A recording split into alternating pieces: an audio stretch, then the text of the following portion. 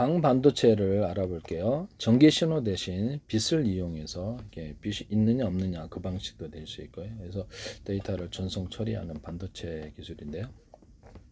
실리콘 포토닉스로 가는데요. 기존 구리선 기반 대비 전력 효율을 10배 이상 향상할 수 있어서 이게 왜 그러냐면 구리는 발열이 생겨가지고 전력이 그만큼 낭비가 되는 부분이고요. 이것을 곧바로 빛으로 이렇게 바뀌게 되면 전력 낭비가 없어요. 이게서 LED 발광 다이오드도 이렇게 어떤 금속, 갈륨이라든지 금속 화합물이 들어가게 되면은 열이라는 과정을 통해서 빛으로 바뀌는 게 아니라 곧바로 그 열로서 바뀌는 게 아니라 곧바로 빛으로 바뀝니다. 그러면 에너지 효율이 좋은데요. 뭐 이런 거하고도 좀 이렇게 공통점이 있다 하겠습니다. 네, 그다음에 기존 구리선 기반 대비 전력 효율을 10배 이상 향상할 수 있어서 AI 데이터 센터의 발열 및 전력 문제를 해결할 게임 체인저로 그렇죠. 발열 문제가 있으면 속도까지도 떨어지고 그러거든요. 그래서 전력을 저전력으로 하면서도 컴퓨터를 가동을 해야 되기 때문에 실리콘 포토닉스 전기를 많이 먹으면 안 좋다 이 말씀이죠. 실리콘 포토닉스 실리콘 기판 위에 광학 소자를 통합하여 빛으로 데이터를 통신하는 기술이다. 이렇게 저전력 고속 데이터 선선 전자이동 대신 빛을 이용하여서 저항이 적고 데이터 전송 속도가 매우 빠르고 뭐 시중에서는 그냥 광섬유로 이렇게 신호를 보내가지고 그것을 다시 전기 신호로 바꿔서 이렇게 하거든요. 광전 변환인데요. 전류를 빛으로 바꾸는 발광 소자 LED 또 레이저 다이오드가 있고요. 빛을 전류로 바꾸는 수광 소자 포토 다이오드로 구성됩니다. AI 서버 및 데이터 센터, AI 칩, GPU 등 간 고속 데이터 통신을 하고요. 통신 기술은 5G, 6G 기지국 및 초고속 광송 진화 모든 곳에 다 깔 수는 없어서 광통신은 비싸서 자율주행 및 센서, 라이다, 광센서 이렇게 되어 있습니다. 제가 광섬유를 합성섬유 나일론 기반으로도 만들 수 있다. 또는 합성섬유 나일론과 아크릴을 결합해 가지고 그걸로도 이제 아크릴선 대신해서 만들 수 있다라고 말씀을 드렸거든요. 전기선, 통기선, 피부, 광섬유선 만들 때 유리석영 코팅제사나 유리막 코팅제를 넣어서 제조하고 이렇게 해서 그러면 굉장히 전송 효율이 좋다. 네, 이렇게 피복 자체를 만들 때도 광섬유도 안팎에 코팅 구조를 줘요. 그 중에서도 이렇게 그 석영실이 있어요. 석영실을 기초로 해서 이게 그것을 할 수도 있다라고 말씀을 드렸는데요. 일단은 합성섬유 나일론이나 다른 거 기반에서도 그래서 이것을 광통신 선로로 만들 수 있다. 그럼 되게 싸게 만들 수 있는 부분인데요. 그래서 기존의 어떤 그 아크릴선에도 아크릴선 유리 뭔가 석영 유리 이렇게 기본으로 이게 들어가면 하는데도 유리 석영 코팅제사라 유리막을 넣어서 제조한다라는 것을 말씀을 드립니다. 그다음에 광섬유선에다가 다이아몬드 커팅을 해가지고 하거나 볼록볼록하게 해서 광섬유선인데 그래서 전체에서 빛을 나는 구조로 제가 말씀을 드렸었죠. 광섬유 끝단하고 LED 발광 다이오드 광 센서를 이용해서 광이 있느냐, 빛이 있느냐 없느냐를 따라서 1과 0으로 표시하고 크기를 따라서 대중소 이렇게 그렇게 해서 1, 10, 100, 1000만, 10만, 100만, 1000만, 01, 2, 3, 4, 5, 6, 7, 8, 90 이렇게 할 수 있다. 이걸로 이렇게 디램을 뭐 나노 구조로도 가능하다니까 크기가 디램을 만들거나 HBM을 만들거나 저장 장치를 만들 전력이 있는 이상 그래서 이렇게 배터리를 달아가고 전원이 꺼져도 여기서 계속 공급돼서 저는 그렇게 해서 저장 장치로 만들 수 있다라고 했는데 하시면 저기 삼성이든 마이크로소프트 어디든 하지 마세요. 네.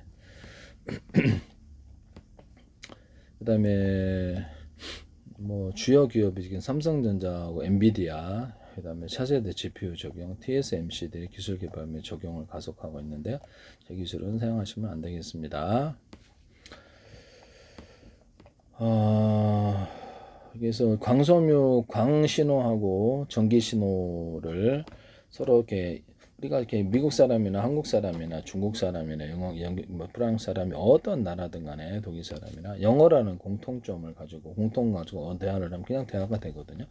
그럼 광신호 처리기하고 그 어떤 전기 신호 처리기 이것을 공통 언어를 만들자는 거잖아요. 수박 숫자 방식의 숫자는 진법서로 바뀌었기 때문에 공통 언어를 만들어 갖고 기타 다른 공통 언어도 괜찮아요. 이런 식의 이 아이디어 개념을 쓰시면 그러면 둘이가 같은 대화를 한다는 거 같은 언어로 그러면 1번은 기존의 이렇게 진법수나 이게 다른 모드를 하고 2번은 이제 누르면은 2번 모드는 진법적인 숫자 방식의 새로운 형태의 언어 소통 여기서 이것을 서로 약속을 하자는 거죠. 광신호기하고 전기신호기하고 그래서 그런 속도를 빨리 처리하는 기술을 말씀을 드렸는데 아날로그 디지털도 그러합니다. 전기 파형이 이렇게 있지 않습니까? 전기 파형이 있으면 그것도 하나를 다 숫자로 표시한다는 거죠. 이런 파형을 그 숫자로 표시해서 이것을 신호를 처리한다는 거죠. 가로 세로 높이로 좌표와 숫자 방식으로 해서 하시면 사람 오디오 음성도 이렇게 가로 세로 높이로 좌표와 숫자 방식으로 해서 숫자로 표시를 하고 숫자는 진법수로 바꿀 수 있고요. 진법수로도 할 수 있는데 숫자로 일단 통일하자는 거죠. 그렇게 해서 한다는 것을 말씀을 드립니다. 이런 것들도 이렇게 카메라로 보면 가로 세로 높이 이쪽에 이제 어떤 색깔이 있느냐의 문제인데 가로 세로 높이로 좌표와 숫자 방식으로 뭐 카메라나 디스플레이 장치 저도 이제 그림 그릴 때 두께를 좀 두껍게 칠해서 잘 안 보이시죠? 입체로 그렸는데 이것도요. 입체인데 저렇게 안 보이시죠? 그래서 삼면에보다 생생하다. 제 방식이 색깔을 두껍게 넣는다는 거죠. 특정 부분은. 그래서 어떤 부분은 이제 두께가 틀리다는 거죠. 그렇게 해서 이제 입체를 표시한다. 그래서 카메라나 디스플레이 장치에서 이 기술을 사용하시면 제 기술입니다. 저화질을 고화질로 만드는 기술에 있어서 원래 옛날 구린 사진을 현대적인 사진을 속도만 빨리 하면 현대적인 사진을 만들 삼성에서 이걸 하시더라고 마이크로 TV에서 제 기술인데 이렇게 제 기술 무단으로 이렇게 쓰시면요 여러 개가 많이 들어가면 문제가 안 생길 리가 없어요. 제가 보기에는. 그렇죠. 제 기술 사관돼서 문제를 제기하지 저는 소송 안 걸어요. 삼성이든 어디든 무단으로 사용하시면 안 돼. 제품에다 그걸 표기하는 순간 거기서 문제가 생긴다는 거죠.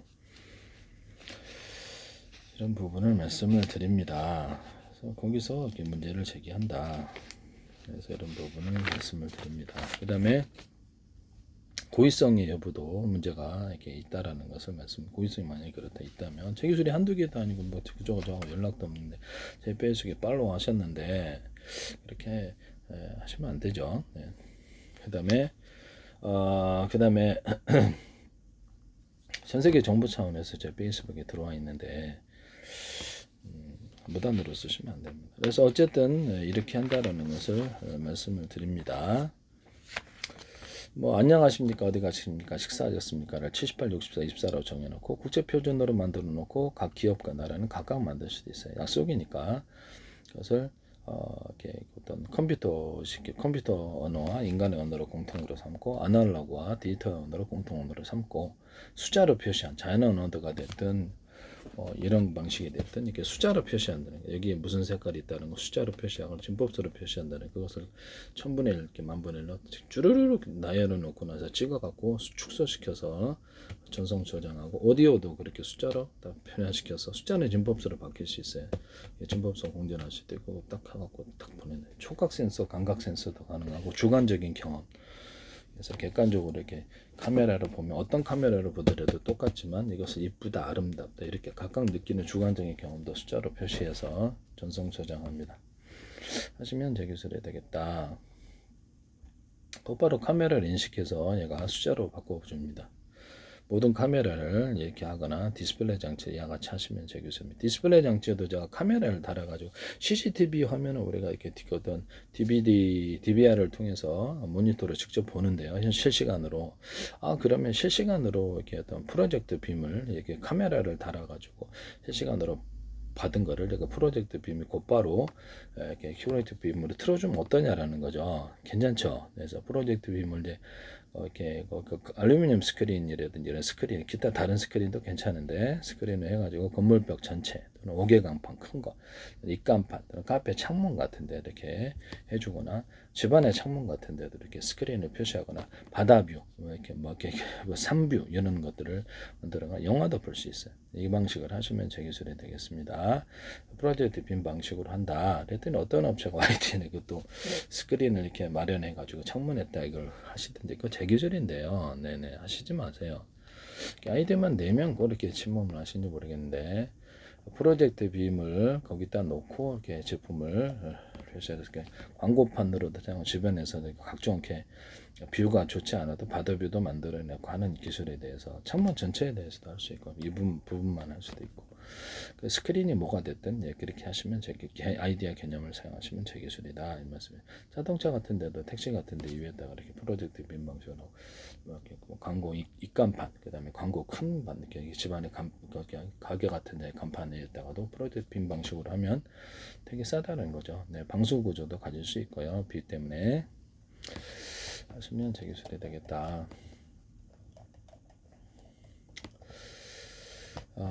남의 기술을 무단으로 사용하셔서는 안 되겠어요. 그 다음에 이 얘기는 광반도체에서 이게 현재 한국 광기술원 등이 아선시를 중심으로 해가지고 AI 광반도체 소부장 기술 자료표 실증 인프라를 구축 중이다 이렇게 나와 있는데요. 포토다이오드를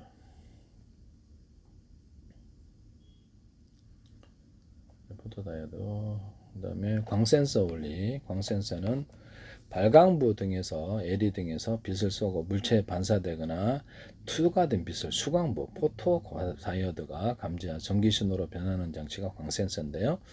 빛의 유무, 세기, 거리 변화를 측정한 물체의 존재 여부, 위치, 색상 등을 비접촉식으로 정밀하게 검출한다.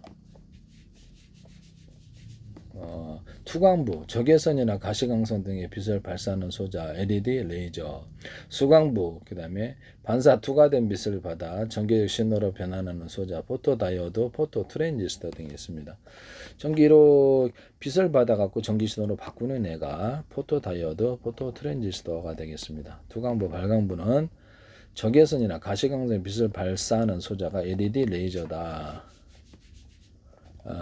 광센서는 특정 물질이 빛에 노출된 전자를 방출하거나 전도도가 변하는 광전 효과를 기반으로 작동한다. 특정 어떤 빛에 노출되면 전자를 방출한다. 광센서는 투광부에서 검출 대상물을 향해 빛을 조사한다. 빛에 부딪힌 빛이 반사되거나 투과되어서 수광부로 들어온다. 수광부는 빛의 강도 변화를 이렇게 포착하여 전기신호로 변환한다.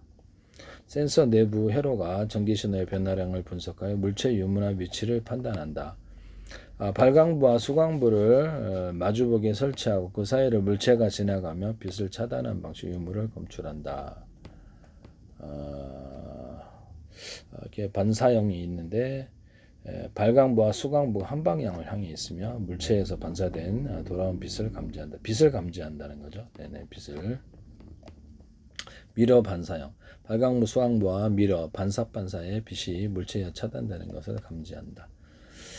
그 다음에 산업자동화에서 생산 라인의 제품 유무 감지, 모터 회전수 측정, 안전 시스템은 자동문 센서, 엘리베이터문 스크린도 이런데 가정기기는 스마트폰 조도 센서, 카메라 자동 초점, 리모컨 등이 있습니다.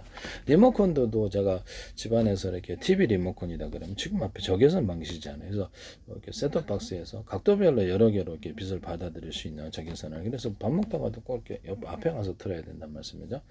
옆에서도 틀 수 있고 이렇게 여러 각도에서 이렇게 빛을 받아들여서 신호를 작동할 수 있게 하시면 제 기술입니다. 무선 초인종 방식으로 하면 더 좋겠다는 생각이 드는데요.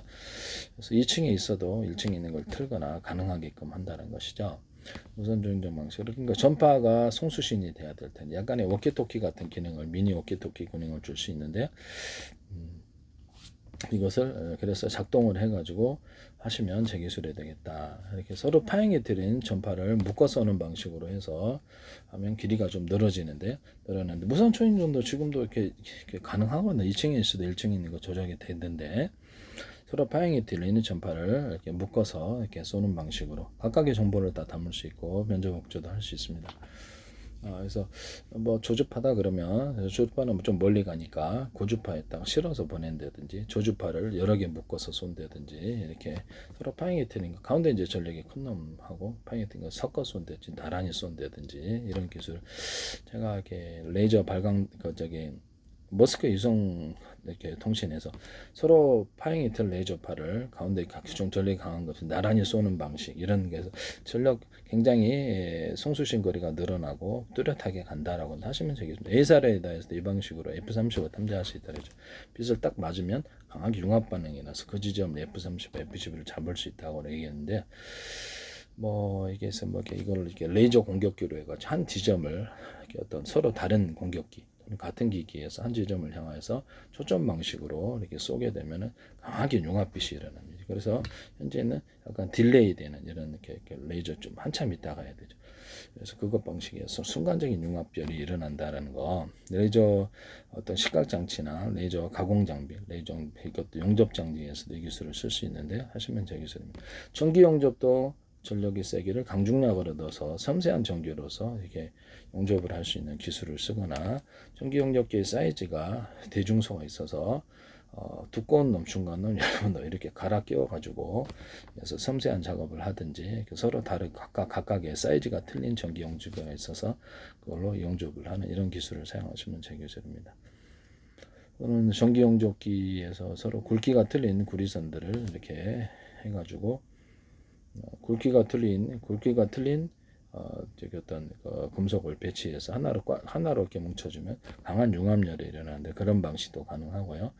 전기 용접기 같은 데서 어떤 금속에다 오목헌홈을 파가지고 뭐 크롬 발열 열선이다 그러면 오목헌홈을 파준다든지 필라멘트 같은 오목헌홈을 파준다든지 돼지꼬리 땡땡이 마치 물 히터기 있잖아요. 금속 히터기 거기다가 오목헌홈을 파준다든지 그것도 상중하로 여러 개를 해치워서 동식의 상중하를 데우는 기술에 대해서 말씀을 드렸는데 금속을 넣어가지고 전기 걸리고 금속 판의 형식으로 전기 걸리고 상중하를 동시에 데울 수도 있어요. 네, 금속판에다가 이렇게 전기 연격기처럼 금속판이 이만하다 그러면 그거 전체를 전기를 걸어준다는 거죠. 전기를 걸어주고 서로 이렇게 어떤 금속을 서로 이렇게 전기 동도가 틀린 놈들을 배치를 해가지고 강하게 융합 반응을 일으켜가지고 전기를 걸어서 그래서 할 수도 있고 물 전기 분해할 때 이렇게 쓰는데요. 네네네. 여기다가 금속에다가 인비소질 석연탄소 풍속가를 넣어주고 여기다가 좀 리튬 같은 건 좀 비싼 리튬, 나트륨, 칼륨 등을 좀 포함시킬 수 있다고 말씀을 드렸는데 이렇게 물에다가 이걸 저기 카이스트에서도 이걸 쓰시더라고요. 서로 다른 전기 전도가 같은 놈들 해갖고 강하게 융합열이 일어나는. 그게 서로 전기 전도가 틀려 스파크 발열, 고열 현상이 일어난다고 말씀을 드렸는데 서로 전기 전도가 틀린 놈들을 금속을 배치해서 전극을 만드시더라고요. 그래서 물 전기 분해 수소선수 수출할 때 쓴다고 그러더라고요. 제 기술인데요. 네네. 쓰지 마세요. 나트륨이 들어가 있더라고 제가 말한 것 중에. 나트륨이나 리튬이나 칼륨은 수소를 많이 발생을 시키는데 수소 많이 발생하면 진공성석에 빨아가지고 이렇게 폭발하지 않는 기술에 대해서 제가 말씀을 드렸었는데요. 재빠르게 네네, 하시면 재밌습니다. 그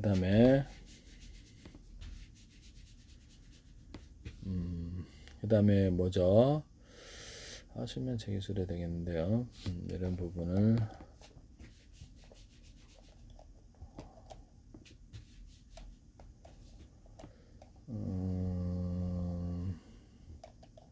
광센서하고 광반도체를 봤죠. 그래서 다음 동영상으로 또 다른 걸 좀 보겠습니다.